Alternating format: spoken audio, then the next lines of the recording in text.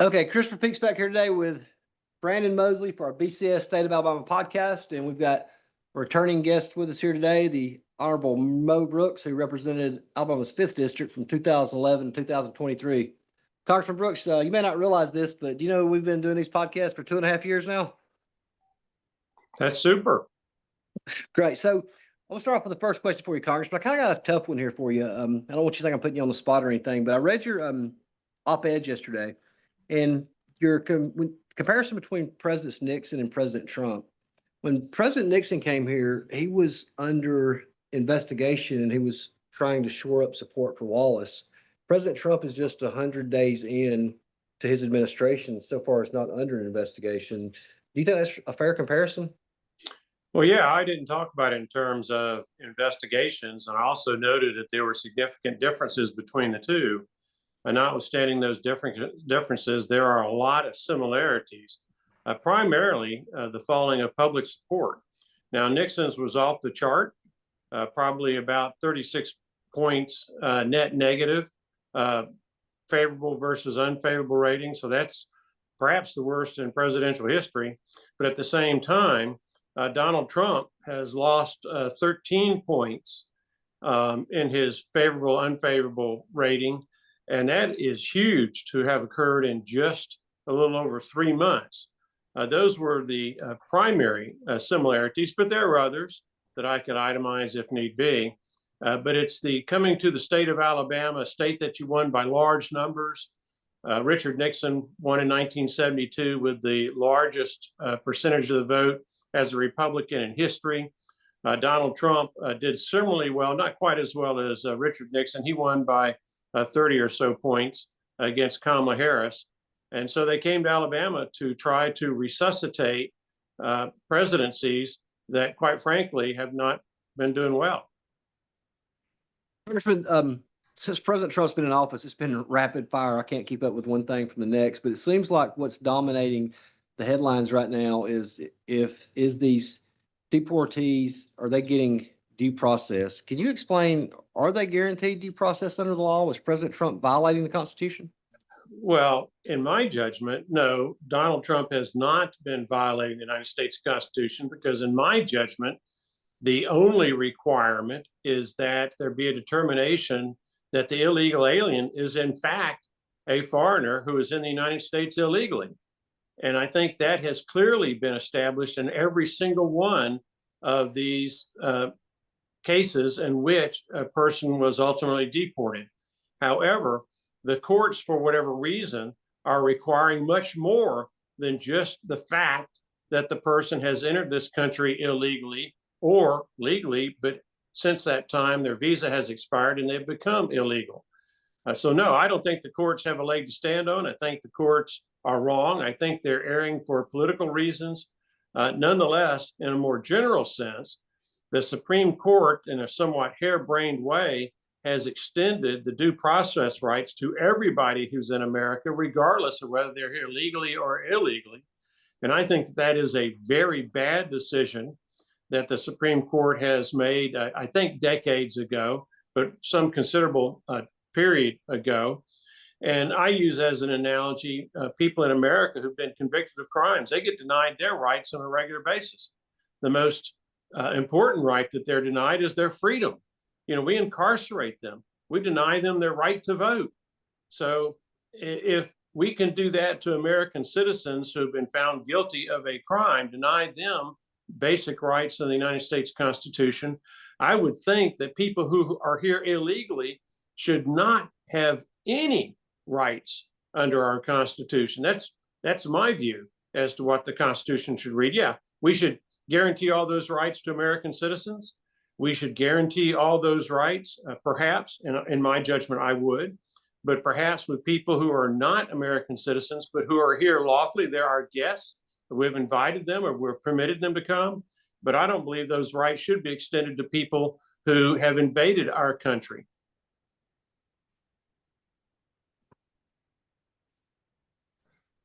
Brandon, are you there? Yeah, I'm here.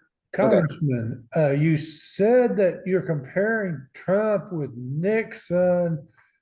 I mean, Trump's only in here 100 days. I mean, why is it a little bit too early to be panicking because polls may have dropped a little bit?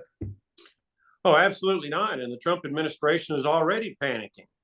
It's quite clear in their conduct. You've seen the waffling, the going back and forth on their trade wars, their tariff tax increases that they're imposing one day yes, one day no, one day yes on this country, one day no on that same country, one day yes on this product like cars, one day no on cars the next day. They're all over the map. And they're doing that in large part because they're panicking at the adverse effect that what they're doing is having on the American economy.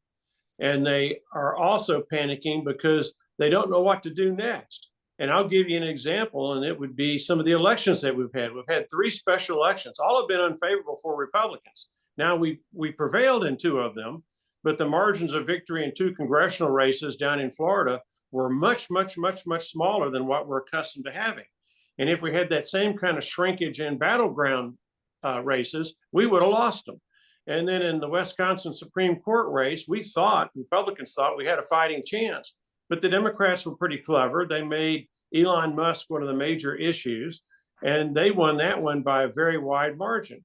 And so those kinds of things all put together, the problem with the economy, with the gross domestic product having actually declined, so that we're halfway towards being an official recession. You've got that kind of economic issue. You've got the waffling on the tariffs because they don't know what to do next with the long-term adverse effect that's going to have on the economy if they don't start getting this trade war right. And right now they're dead wrong with the way that they're waging it. And all of this stuff has caused them, by way of example, to pull the Trump nominee for the United Nations because of fear that the House of Representatives is going to be won by the Democrats in 2026. Just as the Democrats won it in 2018 when the Trump administration fumbled the ball right out of the chute.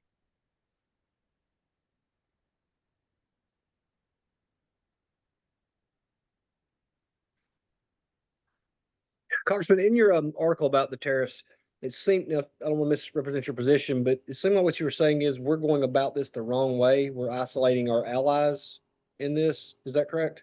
That's part of it. Look, we have huge trade deficits, somewhere in the neighborhood of $1 trillion a year that is hemorrhaging from America's economy to other nations around the globe.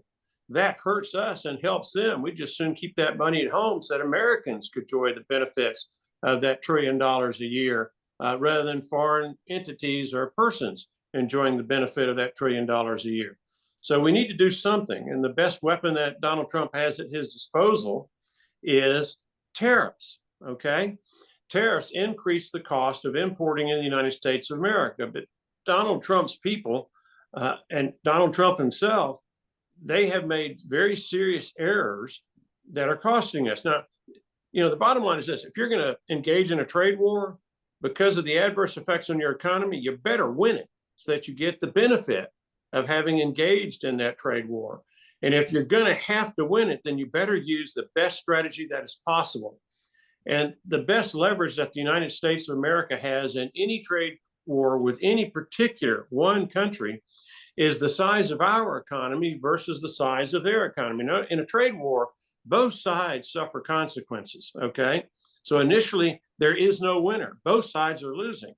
The hope is that one side can come out with better trade practices that empower that side to do better in trade with that other country.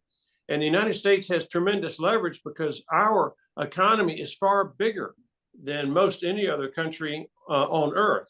China being an exception, they're pretty close to us, but we're still bigger. And so with that leverage, we're able to reach trade agreements that are more favorable to the United States of America, that help us have a better chance of having balanced trade, that helps stop this hemorrhaging of American wealth to other nations. That's if it's one-on-one.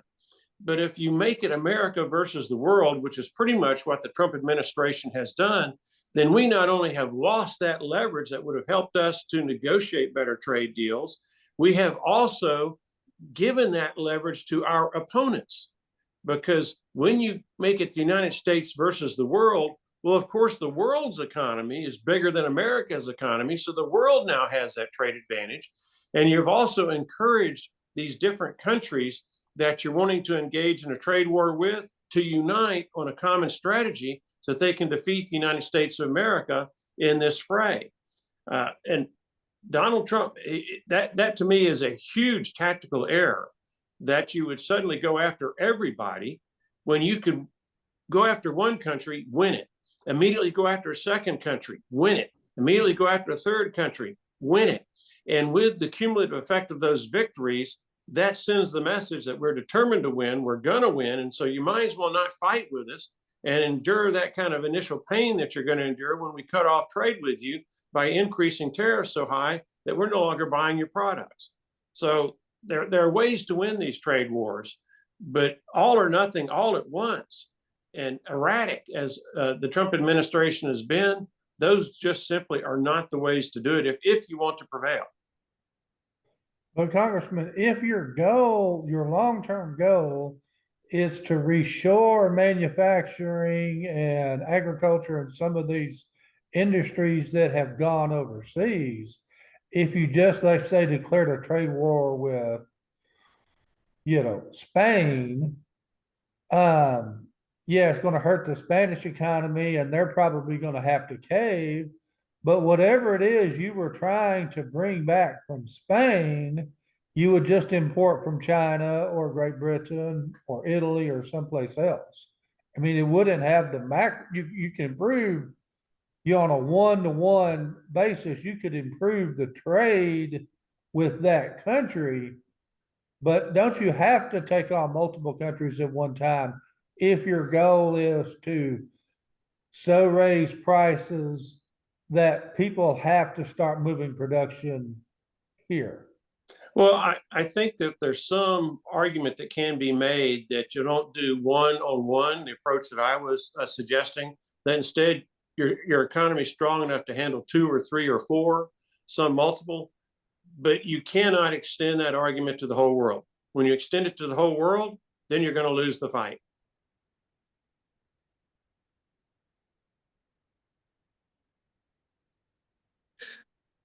Congressman, I was reading something yesterday. They said that the reason that we had a reduction in the economy was because we overloaded on surpluses or goods to keep our shelves stocked during this time with China. And if we had not have done that, we'd have actually had a 4.5% growth. Yeah, I'm not smart enough to figure that out. I seen that we added 150,000 jobs and that home sales increased by 6%. So is the economy really as bad as what the media is telling us? Well, I have looked at the gross domestic product numbers, and I'm not sold on the adjustments that they have made because of the sudden acceleration of imports. But having said that, this is just 1 month. You really need to have, with GDP, it's 3 months, but you really need to have a longer period of time because it's just been 1 month since April the 2nd that Donald Trump has engaged full bore in this tariff fight and trade war. So any numbers we have now are very preliminary. They could be a blip. They're such short term that I don't think you can read a lot into them, but you have to be cognizant of them because they might be a trend. The unemployment report, by way of example, that came out this morning, that was not a good report. I have examined it, and unemployment actually got worse, not better. But the amount that it got worse was relatively insignificant. It went from 4.15% unemployment for the month of March, which they rounded up to 4.2. And then in April, it was 4.18% unemployment. So it went worse by 0.03 of a point. That's not a large number, but still it's a trend in the wrong direction. Again, keeping in mind that they also made another adjustment in there. If you've lost your job, say in the last few weeks because of this tariff fight or for some other reason, but you're getting severance pay, they count you as employed. And so there's going to have to be another adjustment when the severance pay starts running out for those people to become unemployed, with the exception being, of course, and we hope that they'll be able to find an alternative job as opposed to the one that they just lost. So that's why you can't put too much stock into 1 month's numbers. You really need a longer trend line. The first quarter GDP, that is covering 3 months. So we have, you got to give that more weight than just the unemployment numbers that came out for the month of April. But still, 1 quarter, that was January, February, March. That was before the adverse effects of the trade war that we are now engaged in on multiple fronts. So let's see what it looks like in May or June or July. When we get those numbers in, I think then you have enough data to where you can discern a trend that you really need to be concerned about or thankful for, depending upon whether it is good or bad. So do you think that the real negative effects of the tariffs haven't hit the economy yet? No, you're going to see that to growing degrees in May and in June. For example, we've got a backlog of supply from foreign nations. So our shelves are still fully stocked. If there are not changes made by the Trump administration, then pretty soon you're going to start seeing some empty shelves. Now, there's an argument that can be made. That's a good thing because we're not buying these foreign products.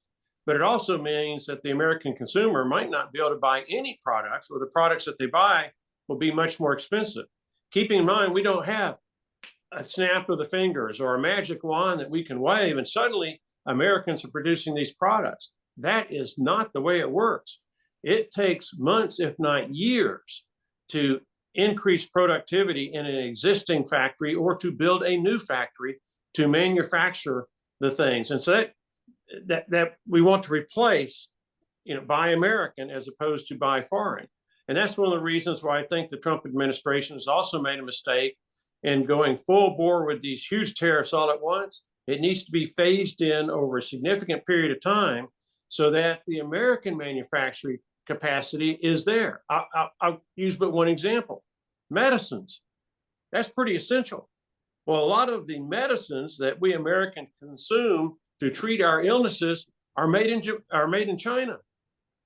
So what are you going to do if suddenly those medicines aren't on the shelves anymore, if they aren't at the pharmacies? That's a big hardship on the American consumer that you've now put out there that can affect your resolve to try to win these trade wars. And bear in mind that ultimately these trade wars come down to one thing: politics. And politics really, to a very large degree, is affected by another thing, whether you have public support or opposition for what you're doing. If you have public support, then the politicians who are elected officials are apt to consider continuing that effort onto victory. But if public opinion shifts against you, if you lose public support and that's replaced with public opposition, and those elected officials are looking at the next election, they're apt to flee and run, in which case you surrender on whatever fight it is that you're fighting. And in this case, you would lose that trade war. So there are a lot of different factors out there that you have to take into account if you're a government official as you determine the best path to take in order to be successful. And I don't think shooting all your guns at once is the way to do it. It needs to be more gradual than that. And I don't think it's fighting the whole world is the best, most productive, most apt to win approach to take. I think you need to be more targeted. That means it's going to take more time. Well, it's taken decades for us to get in this mess. If we can get out of it in a few years, that would be a huge victory. You're not going to get out of it in just a month or 2 or 3 or 4. Congressman, go ahead, Brandon. Before President Trump was even inaugurated, he predicted that he could end this Ukraine-Russian war on like the first day. I mean, he wasn't able to do it in the first day, the first month, or the first 100 days. Is this more complicated than the administration thought going in? No, I don't think Donald Trump gave much thought to it. Okay. Look, I have interacted with over 1,000 public officials, elected officials, in my capacity as a district attorney, a county commissioner, a state legislator, and a United States congressman. Donald Trump ranks #1 in the number of whoppers that he tells compared to every other public official that I've ever interacted with. Now, to his credit, he's able to get away with saying a lot of things that no one else would be able to say. And it's his persona, it's something, I don't know what it is, but you can't believe what he says, much like you cannot believe and should not have believed his tall tale that he was going to be able to end the Ukraine war just by the snap of the fingers in a short period of time. That wasn't going to happen. But that's the way he markets himself. He tells these tall tales, he gets away with it. A lot of gullible citizens, they bite off on it. He gets their votes because they like what they're hearing. You know, here in the state of Alabama, what was it day one? I-65. We're going to have that 6 lane from Mobile to the Tennessee line. There's no chance that he was going to get that done that quickly. He hasn't even started working on it yet. Okay. And projects like that take years. Now, he could have made the decision on day one, but he didn't even make the decision on day one to start shifting resources from the Department of Transportation to get I-65 built. But by God, it helped him get a lot of votes in the state of Alabama. So it reminds me of Ronald Reagan. You can trust someone, but you better verify. And with Donald Trump, whatever he says, you better verify it's the truth, because as often as not, it's not. Congressman, do you think signing this mineral deal will lead to the end of this war in Ukraine, or is Putin going to just? That's a really good question. Okay. I don't know how all this is going to play out. I don't know how much in the way of military resources Europe's going to be able to contribute to Ukraine so that Ukraine can continue to fight. I hate it that Donald Trump is pushing Ukraine's surrender in whole or in part. Now, he's not using those words. He's not using the word surrender, but that's exactly what he's doing. He's putting Ukraine in a position where it's become more and more difficult for them to win this conflict and stop this Russian invasion of their country. And you've had well over 100,000 people dead now because Vladimir Putin decided that he wanted conquest. He didn't want to live peacefully with the rest of Europe. Instead, he wanted to start taking it over country by country, the Ukraine being the first stop. And with the manpower and the resources of Ukraine added to the Russian Empire, I'm quite confident that they would go into the Baltics or the Balkans next, maybe even Poland. We don't know. But he wants to reconstitute the old Soviet Union. And in my judgment, Donald Trump has made a horrific mistake with his pushing Zelensky to surrender. I think that's going to increase the chances of World War III, of a nuclear exchange. Certainly, it's going to increase the chances of China invading Taiwan with the takeover of so much of the semiconductor industry that's going to increase China's might, economic might, and ultimately military might exponentially. This idea that you can be soft in front of a dictatorial, somewhat barbaric, conquering country, it has never worked for any other nation in history.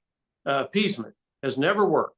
Yet that's exactly what Donald Trump is trying to push on Ukraine. I think it's a very, very bad decision. I don't like it that we've been spending so much money on Ukraine, but you would think that we would have learned from what Adolf Hitler and Nazi Germany did in the 1930s up until the time that they invaded Poland.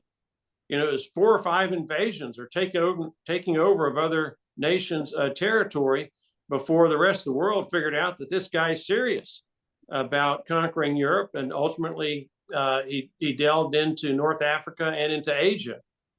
And we need to think about it in that context. You do not appease aggressor nations, because that appeasement encourages them to be more aggressive, which results in more war. And the appeasement strategy of Donald Trump, the decision to quit the fight, particularly when we're not losing American soldiers, we're just providing armaments that enables Ukraine to defend itself. That is a really bad decision and has no historical support. Congressman, you know, it hasn't got a lot of coverage, but we moved several of the B-2 bombers to Diego Garcia, where we already had the B-52s forward deployed. And I think we took 2 of the B-1s out of the boneyard and are trying to put them back into service while we move more B-1s to Japan. Is this such, you know, we bombed the heck out of the Houthis. is this situation with Iran escalating to the point where, I think they just had a port blow up in Iran, of supposedly charitable supplies, and charitable supplies normally don't blow up. Not normally. Um, are we on a collision course with Iran in the next 6 months? Well, I would say that Iran is on a collision course with the United States. And I do not know what the timetable is. I think it will be triggered by Iran getting nuclear weapons. And in that context, you need to understand why we've had no nuclear exchanges, any two countries, since World War II was ended with Hiroshima and Nagasaki, with the nuclear bombs dropped by America on those two cities to end World War II. And the reason has been something that's called MAD, Mutually Assured Destruction Doctrine. And the gist of that doctrine is, don't you dare attack us with nuclear weapons, because if we do, we will obliterate you. And the result of that conflagration is that both sides lose. There are no winners in a nuclear war. The problem with Iran, what makes Iran rather unique, is that leaders in their military and in their government have from time to time said that they are more than willing to sacrifice the tens of millions of lives of Iranians if in the process they can decimate the little Satan, Israel, and the big Satan, the United States of America. So in that kind of circumstance, the mutually assured destruction doctrine that has prevented a nuclear exchange now for over 80 years is no longer applicable. And we cannot allow a country that has publicly stated that they will use their nuclear weapons to take out Israel and take out the United States. We can't allow them to get nuclear weapons because they've said they'll use them. And at some point, you have to give those kind of threats credibility. And so that the problem with Iran is that they have hardened their nuclear weapons facilities. By hardened, I mean they're deep underground in mountains, and I don't know if our bunker busters can actually get to them in quick enough fashion to actually do something about it. We can't even be sure that Iran doesn't now have operational nuclear weapons. We know they haven't tested any, because if they had tested them, then we would have been able to detect that. But Iran either has available right now untested nuclear weapons, or they're within a very, very short time frame of 1, 3, 4, 5 weeks of having nuclear weapons, where they have the parts. They just have to put them together to have the proper nuclear configuration so that they can be detonated. So it's a very dangerous circumstance with Iran. It's been that way now for 10 or 15 years, where they've been close with their uranium enrichment to having the kind of uranium that you need that's weapons grade. And I hope our intelligence is accurate, but even that, we can't be sure of our intelligence, because they are to a large degree a closed society.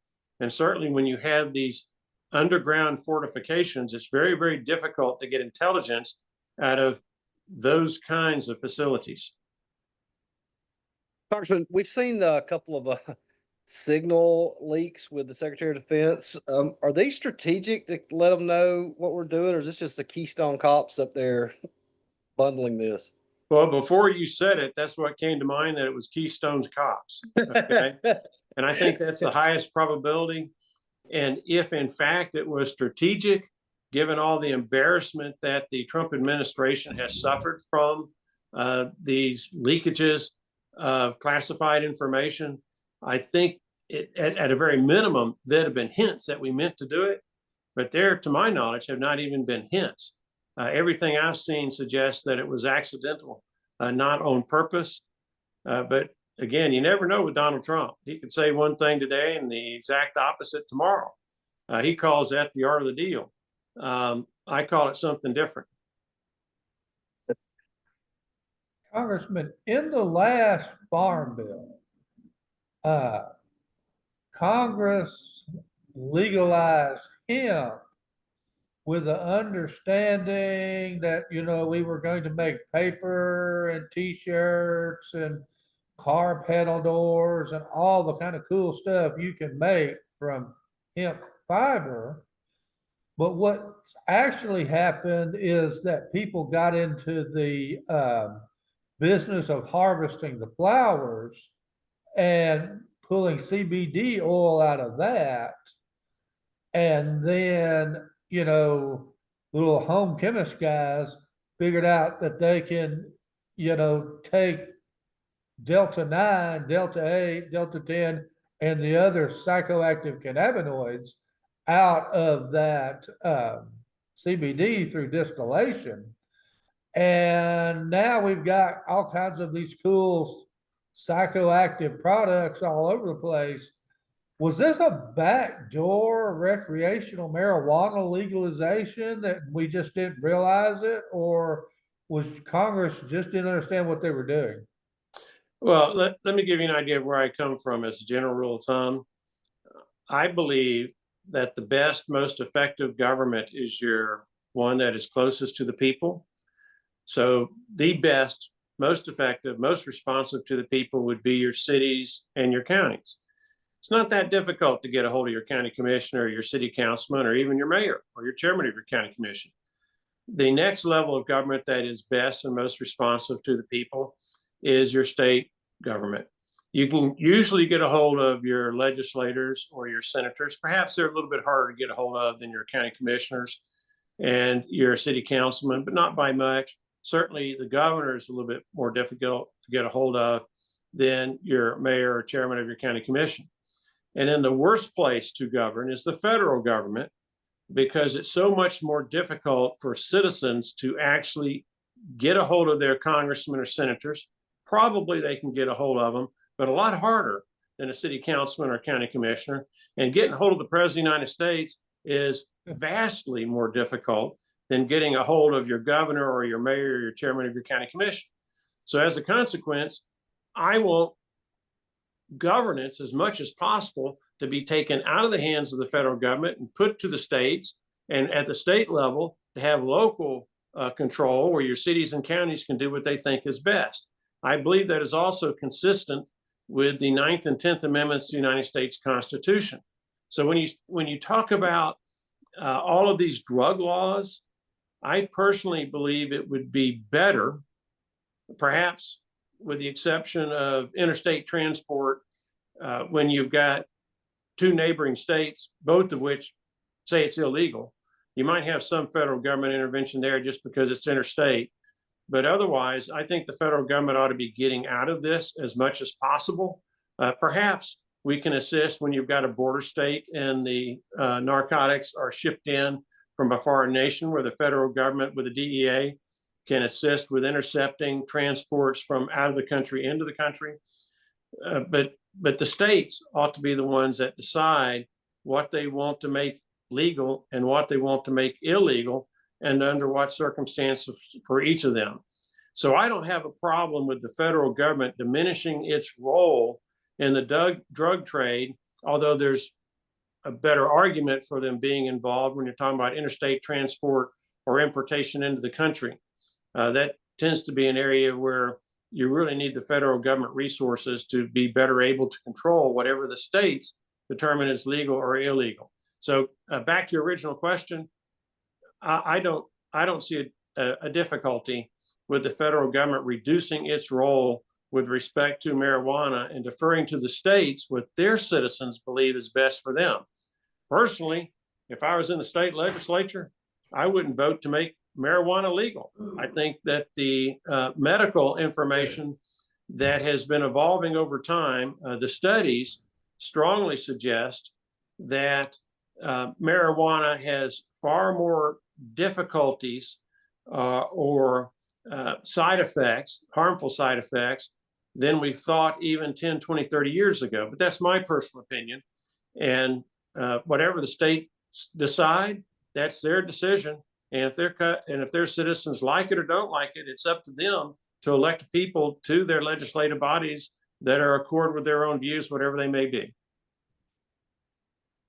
Congressman, we've seen the president try to get rid of DEI policies. I mean, is it not time that we got rid of that? Because we've seen so many people promoted with affirmative action quotas that should not have been there. I know I've been branded a racist and a hater for that, but to me, it's just common sense that it should be merit-based. Well, everything should be merit-based. If it's based on race or it's based on sex, then by definition, you're discriminating against someone who lost something solely because of their race or their sex. That should be a blanket statement that applies to everybody.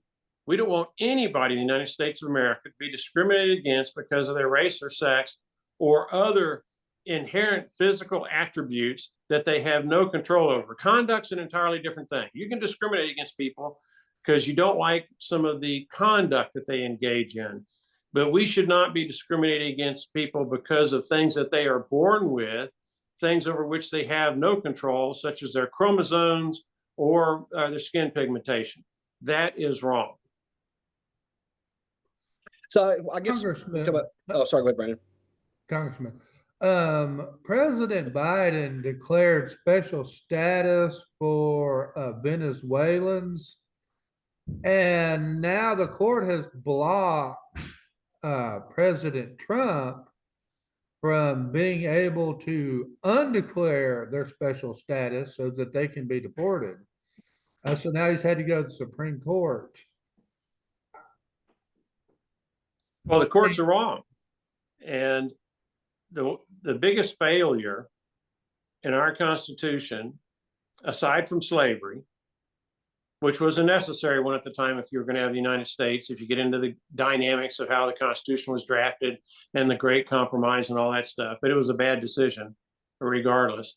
The next biggest failure is that these judges are appointed for life, and as such, they're not beholden to anybody.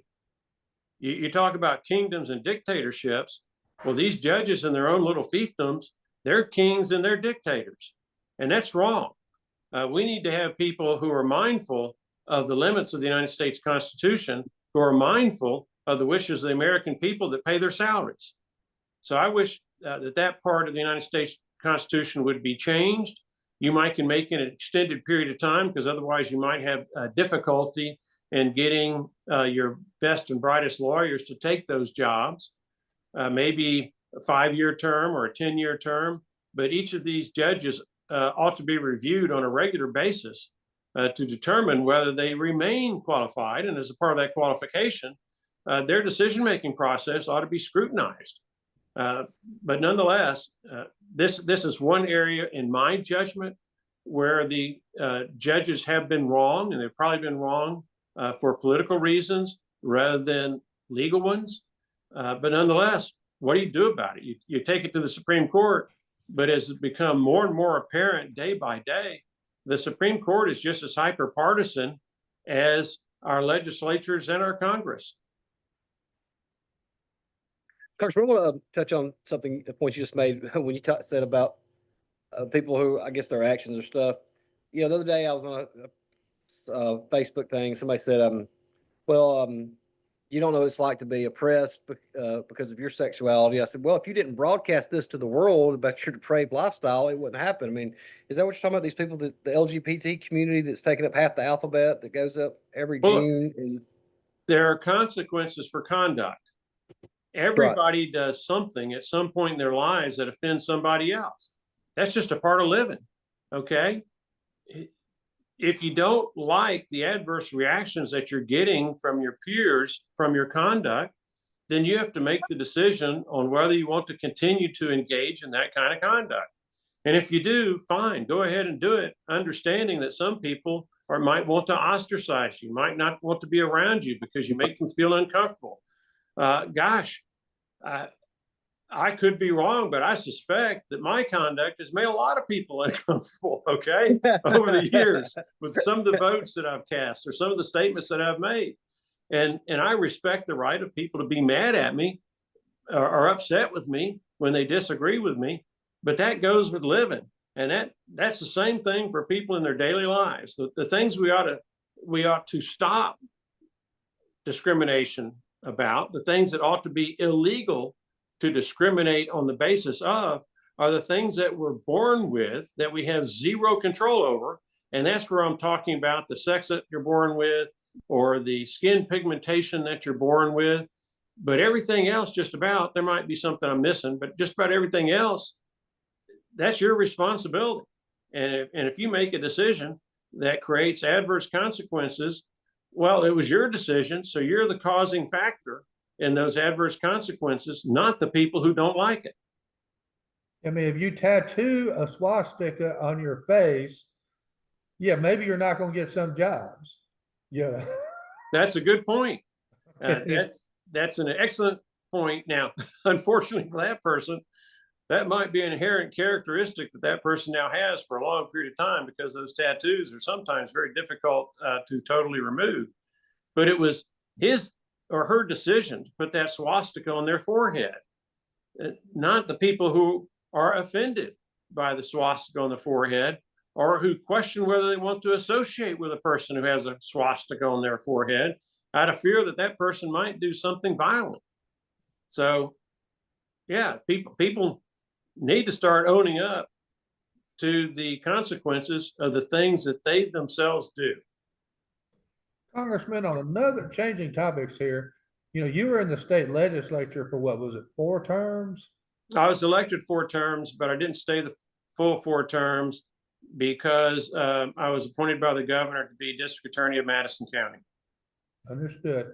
The current legislature just passed a $12.1 billion education budget package when you add the 2 supplemental appropriations on top of the $9.9 billion ETF. And then we also passed a $3.7 billion state general fund budget. I don't want to tell our Republicans in the legislature necessarily what to do, but you know, I understand with the tariffs, you might want to be conservative this year. If this budgeting remains like it is, do we need to expect more in the way of tax cuts from our GOP state legislators? Well, let me go to your preface. You should be telling the legislature what they should be doing. That's the responsibility of us citizens, okay? If we don't tell them, I can promise you that there are a lot of special interests who are feeding at the trough that are telling them what to do. And if we don't counterbalance that with what's in the citizens' best interest, well, don't be surprised when we citizens get shortchanged. Now, back to the magnitude of those expenditures, yeah, that's a lot of money. That is off the charts, the kind of money that the Alabama legislature is spending. But I will say, with respect to the Education Trust Fund, and if there are any legislators that watch this, please put more competition into the education segment of our economy by allowing parents of children to use some of their education tax dollars to put their kids in the private sector if those parents determine that the private sector is where their child will get a better education. And historically, from what I've seen, the private sector, when it comes to education, they tend to do it better, they tend to do it faster, and they tend to do it cheaper. And the function of these education tax dollars is to educate children. It is not to run government schools, okay? That might be the means by which we try to attain our goal of educating children. But if there are other options out there that will result in better education of our children, then please, legislature, be much more willing to consider them. And I'm thankful that the legislature has done some little minor progress in being willing to transfer some of the taxpayer money to the parents to put their kids into privately run schools that, in my judgment, are better and more efficient. Over the long haul, I think that will improve the quality of education that our kids get, because from where I've been sitting for the last 40 years, there has been almost a continuous uninterrupted decline in both the quality of education and the quality of the moral values that are being taught in our government-run schools. And we got to start thinking of alternatives. Otherwise, we're going to continue to spiral downward like America has been over the last 40 or 50 years. Congressman, we've seen that over the last 4 years that the media, probably maybe longer than that, 5 years, counting the election, they covered up for President Biden's cognitive decline. I mean, we would have never really known what happened until, or how bad it was for that debate. Now it seems like every article is, President Trump's cognitive decline. And I listen to him and like, okay, he may make a slip occasionally. I mean, I do at 48. Can we believe anything they say at all about the president's health? Well, now back up for a second. Back in 2021, I was publicly saying that in my observation, Joe Biden was not as mentally sharp as he once was. And as the years went by, it kept getting worse and worse and worse. So you should have ignored the mainstream news media and just paid attention to my tweets or whatever, okay? Then you would have been better informed. Yeah, the mainstream news media, they would not repeat the things that I said because they, for whatever reason, didn't believe it. But I'd known Joe Biden by observation, a little bit of personal interaction, not much, but from observation for about 10 or 15 years. And it was clear that his cognitive abilities were on the decline. Now, with respect to Donald Trump, is he on the decline? Yeah, but not much. Okay. I don't think he's declined enough to where it affects his ability to be president of the United States. And certainly he's nowhere near as impaired as Joe Biden was during the last 4 years of Joe Biden's public service. So I wouldn't compare the two. Unfortunately, all of us with age, we suffer some degree of decline, and that probably starts, if I had to guess, that decline probably starts somewhere in the 20s or the 30s. Certainly, if you look at athletes, their decline starts in their, typically speaking, mid 30s, where you can start seeing a significant reduction in their physical capabilities. And by the time they're 40, there are very, very, very few athletes who are still professionals, and those that are left were superstars, generally speaking, during their prime. So it happens to all of us slowly but surely. But with Joe Biden, it was very clear. The contrast was very sharp, and it was obvious to anybody who was paying attention that he was not the sharpest tack in the room, and he could not handle the job of being president of the United States. I think Donald Trump, in contrast, has the cognitive ability to be president of the United States. He's just got other things about his personality and character that make it hard for him to be the kind of president that America needs. And I use Ronald Reagan as an example. He was also getting up there in years, but he was the best president of my lifetime. Congressman, let's see, how do I phrase this?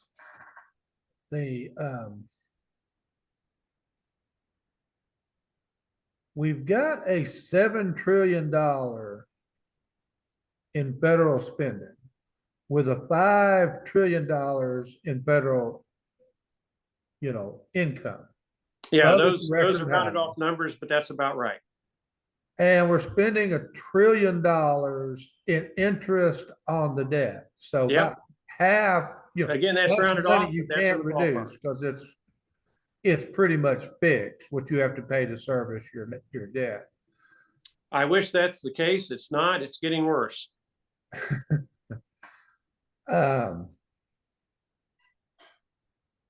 Is there a way to cut $2 trillion out of the federal budget in 4 years or even 5 years?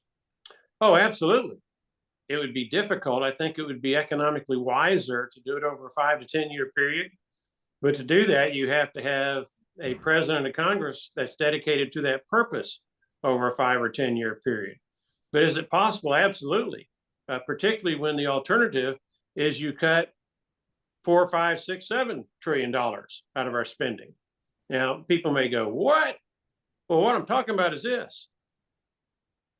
We're living off of borrowed money. And our United States Constitution requires us to pay back our debt principal and interest. And the $1 trillion you just made reference to, that's a little bit the cost of servicing the debt. That's not paying any of it back. That's And that's $36 trillion is what we owe. Yeah. And 24% of that debt is held by foreign interests, either foreign countries or foreign individuals, foreign businesses, whatever, entities that have decided to place some of their money in American treasury bills. And if we go belly up, it's going to be a whole lot worse than $2 trillion that we're going to have to cut, and we'll cut it because we don't have the money. What do you do if your creditors no longer want to loan you money? Well, you live on what you got. And what we got ain't enough, particularly when our Constitution requires us as a matter of law to pay back our debts first and foremost before we spend any money on anything else. I mean, we're in a world of hurt. In my judgment, we're headed to a national insolvency and bankruptcy. And it's inescapable, in my judgment, because the American people have not been willing to do what it takes to elect presidents and Congresses that will address this issue in a satisfactory way. And I've been saying that for decades. And our Congresses and our presidents have been failing us for decades. So I'm not pointing a finger just at Donald Trump, although he just got through pushing through spending bills that would increase our debt according to the spending bills. It's written in the bills by $19 trillion over the next decade. We're at 36 trillion now. Okay, that's unconscionable. But Republicans did that. When Joe Biden was president, he did similar bad deeds with Democrats. And the paradox is this: it seems that when the Republicans are doing it, all the Democrats are voting against it. And when the Democrats are the ones who are spending money out the wahoo, and we don't have it to pay for, okay, that the Republicans all are against it. It seems to be that whoever is in control says, well, this debt is good because it's ours. And the people who aren't in control, the minority party, this debt is bad because it's not ours. That's hypocrisy, and that's flip-flopping to the nth degree. And it's been going on through this administration with Trump and the Republicans controlling the House and the Senate, with Biden, with the Democrats controlling the House and the Senate during the periods of time that they did, with Trump's first term, with the Democrats in House controlling different things at different times, during Biden's 8 years, during Bush's 8 years. This is a long-term problem. I think it was Ronald Reagan who was president when we first blew through the $1 trillion debt mark, and a lot of people were up in arms that we had $1 trillion in debt. Well, now it's 36 trillion. What's that tell you about the willingness of the American people to be financially responsible? And I think the big problem is that there's some kind of brain synapse misfiring in the brains of American voters. That you just can't get through their brains, through their skulls, that this debt is their debt. That every man, woman, and child in the United States of America right now owes over $100,000 apiece. That's their share. Who do you think owes this money? The federal government is just us collectively in Washington, D.C. We're the ones individually who have to pay it. The federal government really doesn't pay this because they're just a transfer agent. They take it from us. And if our creditors just make the decision, they have every right to do it, that they're not going to loan us any more money, and that they expect the past loans to be paid in full when due, then the American economy is going to collapse like nothing we've ever seen. It'll make the Great Depression look like a picnic, and it will probably be worse than the worst period in American history, which in my judgment would have to be the Civil War. Would that not also cause a Just a domino simple- effect with the other economies I'm around sorry, the world? both y'all were talking at the same time. Sorry. Would that not cause a domino effect too with the other economies around the world if ours collapsed? Oh, yeah. And what do we often have out of Great Depressions? We have wars. Look at the Great Depression in the 1930s. Economics was the primary reason that Japan did what they did. Now, don't get me wrong, they were imperialistic and wanted to expand anyways, but there were economic factors that at least they claim that drove them to their efforts at conquest. The economic poverty that Germany was in after World War I, going through the Great Depression, although they were getting better, they were getting stronger, they still were economically suffering. That was a motivant to the German people horrifyingly putting Adolf Hitler and the Third Reich in power. So when you've got people who are struggling to make ends meet, where you've got segments of your population who are thinking, well, it can't get worse than what it is, because right now I might not live the next day because I can't get shelter, I can't get food, I can't get health care for my family, whatever the dire economic consequences may be. People who are in dire straits are apt to go to extreme circumstances. And that's what Germany did after World War I, where in the 1920s, you saw the growth and power of the Nazi party expand until in the 1930s, they had total domination of what became Nazi Germany, which end result was with Japan and Germany and Italy thrown in as a sidebar, over 50 million people dead.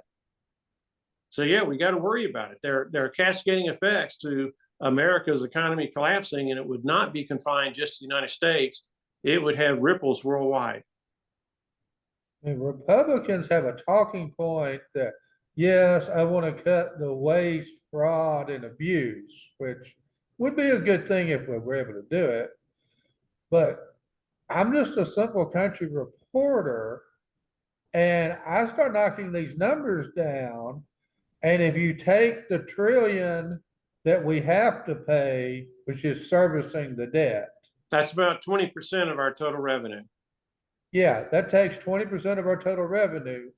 So the remaining 80% to pay everything else that we do, and I mean everything is Social Security, that's Medicaid, that's Medicare, that's defense, that's our foreign alliances, everything else, you're looking at like a 42% across the board cut in everything just to get at zero. That's without cutting any of the debt.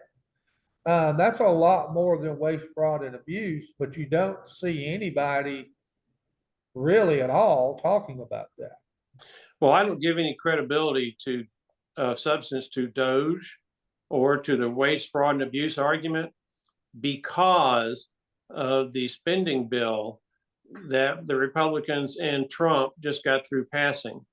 If you have done a good job, a significant job of actually cutting waste, fraud, and abuse, or just reprioritizing, say, gosh, I hate to have to cut this, but we don't have the money to pay for it. Okay. Then why are you increasing our debt by $19 trillion according to the plain language of a bill that you've just passed? That suggests to me that the waste, fraud, and abuse is really more marketing than substance. Don't get me wrong, there probably is some waste, fraud, and abuse that they have gotten rid of, and the media certainly plays it out that way. But I'll give you an example. I saw a headline this week that claimed that over 100,000 federal government employees have lost their jobs. And then I looked at the jobs report that just came out that said it was 9,000. So federal government jobs. So where does the truth lie? Did we fire 100,000 and hire under 90,000? Okay. I don't know. There's a lot of fuzziness. Because I'm not filling a position today, I've eliminated the job. Well, we'll have to see how it plays out. And again, the economic data we're getting, whether it be for 3 months, the first quarter of this calendar year, for the month of April, where we got the unemployment data today, and we'll probably get the inflation numbers within the week. Those things are too small a periods to make any firm conclusions about the success or failure of what's really going on. But we'll wait and see. I will emphasize this one point. If there's any fraud, then where are the criminal prosecutions or the lawsuits to recoup the money stolen via the fraud? And I've heard of zero. Now, maybe y'all have heard of some criminal prosecutions resulting from what Doge has done, or lawsuits to recover fraudulent gains by individual citizens in different parts of the country. But I haven't seen any of that. And if there really was the kind of fraud that they claim, you would expect there to be actions in court based on the evidence that these folks rely on to assert that there has been so much fraud. But I mean, there's just too much conflicting information. They claim they're cutting to the bone on the one hand, but they're asking for $19 trillion and more borrowed money over the next decade. That's a conflict. They claim there is fraud, but then there's not anybody being prosecuted or sued. That's a conflict. And so I'm still waiting to get more information so I can find out what the true facts are. But the facts I've been told right now are in such conflict that I don't know what to believe. Congressman, I got one more question for you. And I've kept you an hour now. 100 days in, where would you grade President Trump? Overall, no question, he's better than Kamala Harris, which was our choice in November. I'd probably give him about a C or a C plus.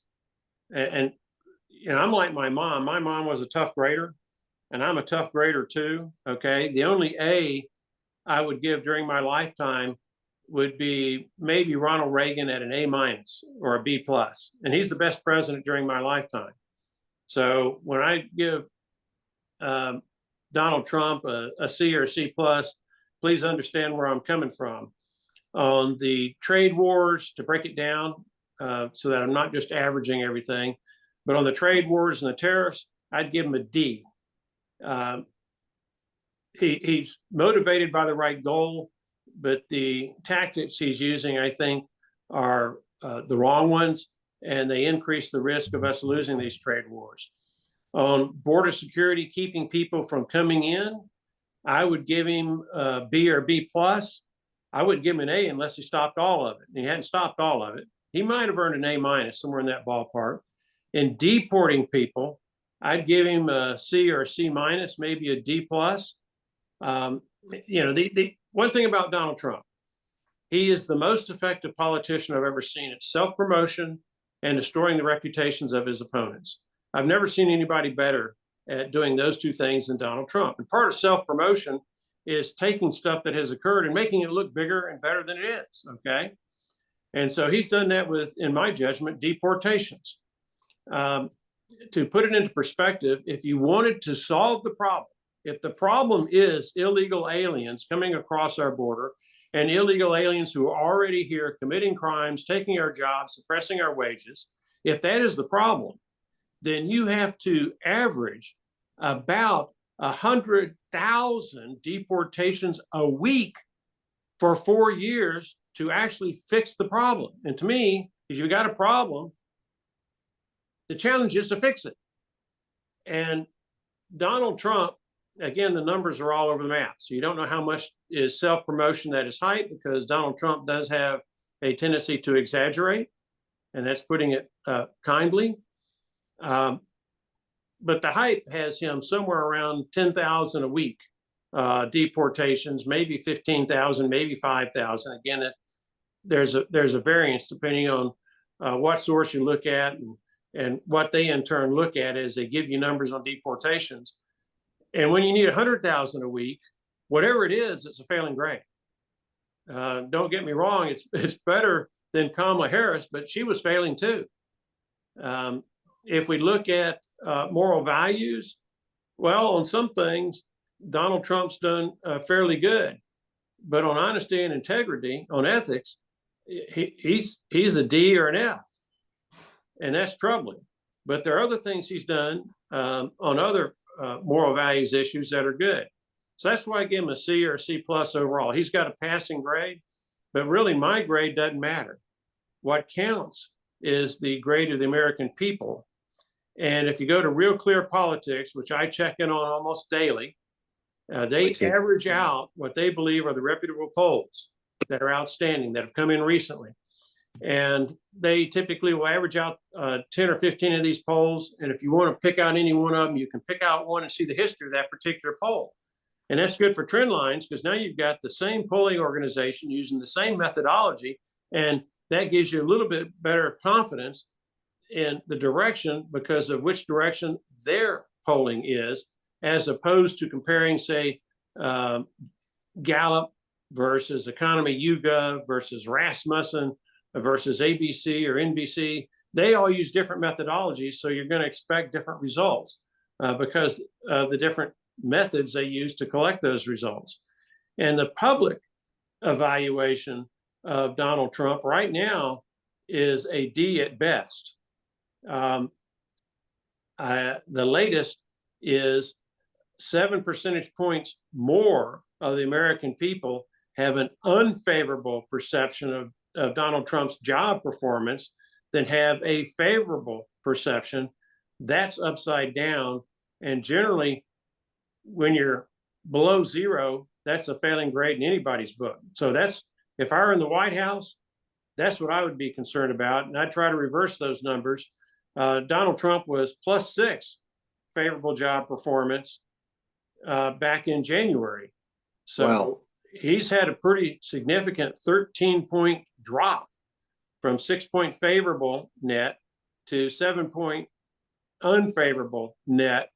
And that's a really bad trend. And if that continues, the Democrats are going to clobber the Republicans in the 2026 midterms and in the 2028 general elections, just as they did in Trump's first term in 2018, where Trump in his presidency was seen so unfavorably by the American people that they empowered Nancy Pelosi to be House Speaker in 2018. And then in 2020, they kept Nancy Pelosi as House Speaker and empowered Joe Biden to be president and Chuck Schumer to be majority leader of the Senate.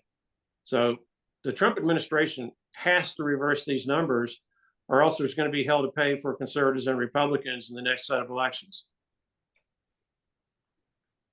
Congressman, thank you so much for coming in today, giving us your time. Certainly. You all have a blessed day. Yes, sir. You too. Thank you, Congressman. All right. That was pretty good, Brandon. Yeah, that worked out pretty good. Let me stop the recording here.